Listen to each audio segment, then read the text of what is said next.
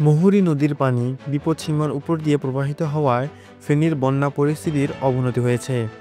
তবে আগামী ২৪ ঘন্টা স্থিতিশীল থাকার পর শুক্রবার ১১ই জুলাই থেকে উন্নতি হতে পারে। পানি উন্নয়ন বোর্ড জানিয়েছে, বর্তমানে মুহুরী নদীর পানি বিপদসীমার ৭৬ সেন্টিমিটার উপর দিয়ে প্রবাহিত হচ্ছে। পানি উন্নয়ন বোর্ডের পর্যবেক্ষণাধীন বিভিন্ন নদ-নদীতে ১১৯টি স্টেশনের মধ্যে সমতল বেড়েছে ৭৯টিতে, কমেছে ৩১টিতে। এছাড়া অপরিবর্তিত আছে ৯টি স্টেশনের পানির সমতল।